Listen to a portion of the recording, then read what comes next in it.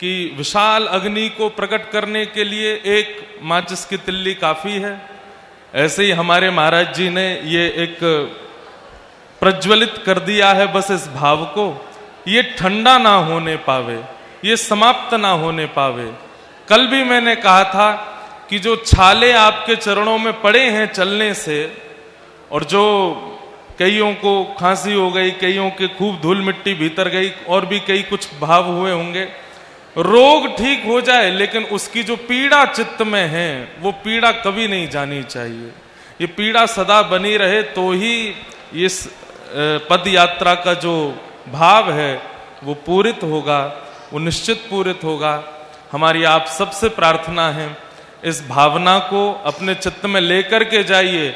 जिस उत्साह से आप दिल्ली से यहां तक आए हैं उस उत्साह में अपनी अंतिम श्वास तक रहिएगा। उत्साह आपका विश्राम ना ले, ये हमारी भावना आपके चित्त में है। बाकी तो सबके भाव आपने सुने ही हैं, महाराज जी भी अपने भाव सबको कह ही गए हैं।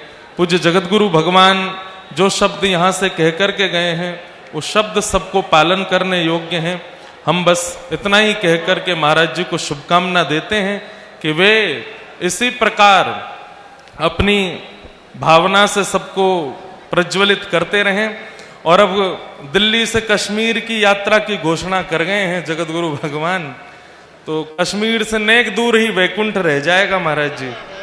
तो जब दिल्ली से कश्मीर तक चल करके जाएंगे तो हो सकता है कि हमारी पद यात्रा पर शंख चक्र गदा पद्मधारी ठाकुर जी सब सन्मुख प्रकट ही हो जाएंगे। लेकिन जैसे जगतगुरु जी ने कहा है कि वो पूरी यात्रा में रहेंगे, यहां बैठे जितने भी वक्तागण हैं ये भी कह दें कि हम भी संग ही रहेंगे, वहीं बीच बीच में पंडाल लगा के कथा करते चलेंगे। थोड़ी दूर पर देवकीनंदन महाराज जी की कथा चल रही है, नेक आगे जम्मू प्रवेश पर पुंडरीक जी महाराज की कथा चल रही है, कटरा से आगे जो है अनिरुद्धाचार्य जी की कथा चल रही है, और कश्मीर डल लेक पर जाकर के हमारी कथा चल रही है। तो महाराज अभी तक तो वहां पहलगाम में महाराज जी की कथा होएगी, पहलगाम में ही होएगी महाराज जी, और उसी जगह होगी जहां पर हमारे भारतीयों ने अभी कुछ समय पहले एक संकट का अनुभव किया। महाराज जी भले ही, अब कहना तो नहीं चाहिए, दिल्ली से है तो बहुत दूर कश्मीर, पर यात्रा कश्मीर जाएगी जरूर, एक पदयात्रा जाएगी और पहलगाम में ही आपकी कथा होएगी। 3 दिन का हनुमत चरित्र होगा। हाँ? बेचारे दूध के जले छाछ भी फूंक फूंक के पीते हैं। महाराज जी कह रहे हैं बड़ी बड़ी बात बना रहे हो, माइक पे खड़े होके कथाएं करके आ रहे हो दुनिया भर में, चले हैं नहीं है 4 किलोमीटर भी हमारे साथ। महाराज जी कह रहे हैं हम तो रथ यात्रा करेंगे, रथ में चढ़ के जाएंगे कश्मीर तक। लेकिन महाराज जी ये ऐतिहासिक होगा, और हम सब वक्ताओं को भी और यहाँ विराजमान सब संत महापुरुष ब्रजवासियों को भी बहुत बहुत अभिनंदन करते हैं कि हमारे बड़े भैया के साथ सब लोग इतना प्रेम, इतना स्नेह करते हैं। और विशेष रूप से मैं धन्यवाद सबका तो करूं, लेकिन हमारे अयोध्या वाले हमारे पूज्य महाराज जी, श्री हनुमानगढ़ी वाले महाराज जी, एक बार इनके लिए जोरदार करतल ध्वनि। और उसके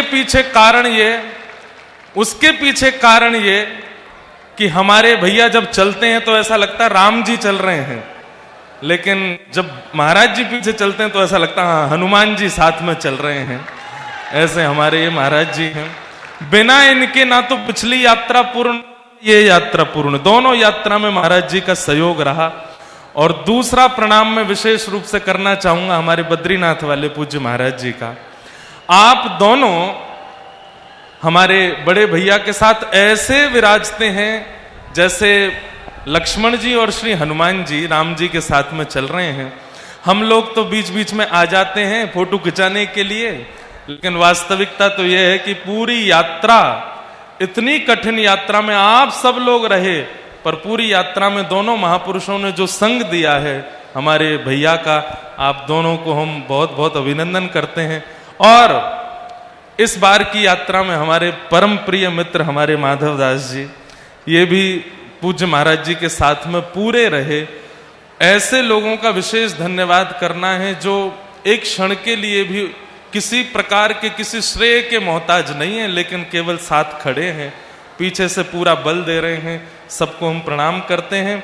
आप सब लोग तैयारी कर लीजिए और ऊनी शॉल वगैरह बनवा लीजिए, स्वेटर बनवा लीजिए, क्योंकि कश्मीर में ठंड बहुत ज्यादा पड़ती है, चल करके जाना पड़ेगा। लेकिन यात्रा सफल तब मानेंगे, यात्रा महाराज जी यात्रा सफल तब माने कि इतने जोश में गए कि गर्म कपड़े पहनने की आवश्यकता ही नहीं पड़ी। कश्मीर की सर्दी में भी खुले डोल रहे हैं महाराज। और वहां ये पीले झंडे पिछली बार ओरछा में लहराए थे, इस बार वृंदावन में लहराए। ये तो सेफ जोन है।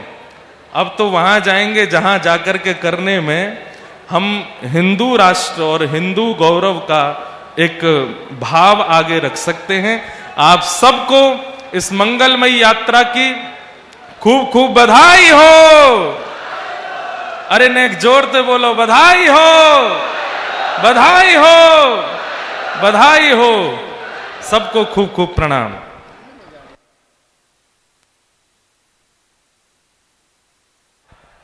सीताराम। बोले बाके बिहारी लाल की। ये भी अभूतपूर्व क्षण है कि जब देश के सभी संत एक युवा संत के साथ इतने विराट संकल्प में कंधे से कंधा मिलाकर चल रहे हैं। भले ही उनकी भक्ति की परंपराओं में भिन्नता हो, लेकिन सनातन की एकता के लिए आपका ये क्षण भी, आपका ये पुरुषार्थ भी इतिहास में लिखा जाएगा। अब मैं आग्रह करता हूं पूज्य मृदुलकांत जी महाराज जी से कि वे भी अपनी वाणी की कृपा हम पर करें। हमें पिछले वर्ष की यात्रा का अंतिम दिवस याद है, जब महाराज जी मंच पर अंतिम दिवस ओरछा में थे और उस मंच पर आदरणीय मृदुलकांत जी महाराज जी और ब्रज के कई संत मौजूद थे।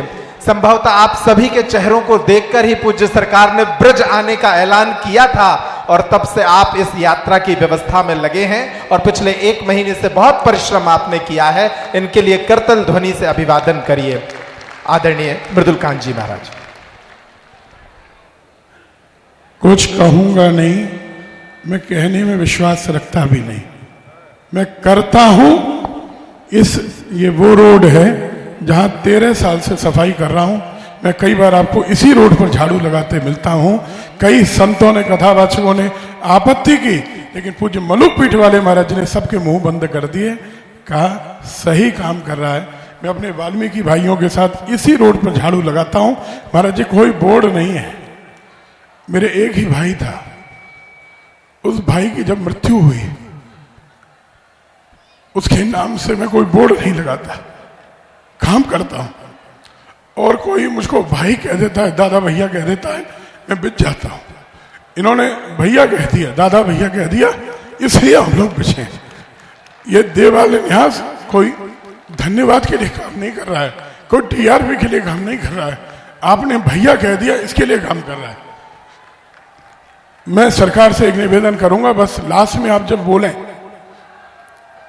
आप किसी को भी धन्यवाद कहिएगा, हम लोगों को, न्यास के लोगों को धन्यवाद कह के दूर मत कर दीजिएगा। अपनों को धन्यवाद नहीं कहा जाता है और बड़ों को धन्यवाद नहीं कहा जाता है, उनको गले से लगाया जाता है। आपने जो काम किया है, हम लोग तो 1% काम नहीं करते, 1% नहीं करते। सरकार ने जो किया है ना, मैं अपनी बात भी करूंगा, मैंने भी बोर्ड लगाए, बड़े बड़े होर्डिंग लगाए। उन होर्डिंग से होगा क्या? जो इस व्यक्ति ने किया, 28 साल के युवक ने 28 लाख से ज्यादा लोगों को इस यात्रा में 10 दिन में छोड़ दिया। ये कोई साधारण बात है क्या? ये होर्डिंग फट जाएंगे कल, ये होर्डिंग दिखाई देने वाले नहीं है। धीरे धीरे करके सब होर्डिंग उतर जाएंगे महाराज जी, और सब भूल जाएंगे कोई यात्रा हुई थी। इनकी वेदना मैं 3 दिन से सुन रहा हूं। मैंने कहा था, इसीलिए मंच पर मुझे अभी नहीं बोलना है, लास्ट दिन बोलूंगा, 5 मिनट केवल बोलूंगा। मैं 3 दिन से केवल एक बात सुन रहा हूं। पूज्य शास्त्री जी एक ही बात कह रहे हैं, यात्रा के बाद क्या होगा, उसके बाद आप लोग भूल जाएंगे क्या? उसके बाद जब बहन बेटियां उठती हैं महाराज जी, कोई बचाने के लिए नहीं आता। इसी वृंदावन धाम से 1 महीने में 3 बेटियों को मुस्लिम लेकर गए और उनका समर्थन हमारे हिंदुओं ने किया। धिक्कार ऐसे हिंदुओं को, और बड़े बड़े नेता बने लोगों ने किया। महाराज जी समाज के लोग खड़े नहीं होते हैं, उस समय जब लड़ाई होती है अपने लोग ही मुस्लिमों के साथ खड़े होते हैं। ये धिक्कार की बात है। इनकी वेदना यहीं रह जाएगी। हम महाराज जी की वेदना देखें, बद्रीनाथ धाम वाले महाराज जी की आंखों में आंसू हैं। ये श्री राजू दास जी रात को तड़प रहे थे जब इनकी पट्टी हटा रहे थे वे संस्कृति यूनिवर्सिटी में। उस समय इनकी वेदना देखो, ये किसके लिए कर रहे हैं, इनका क्या स्वार्थ है।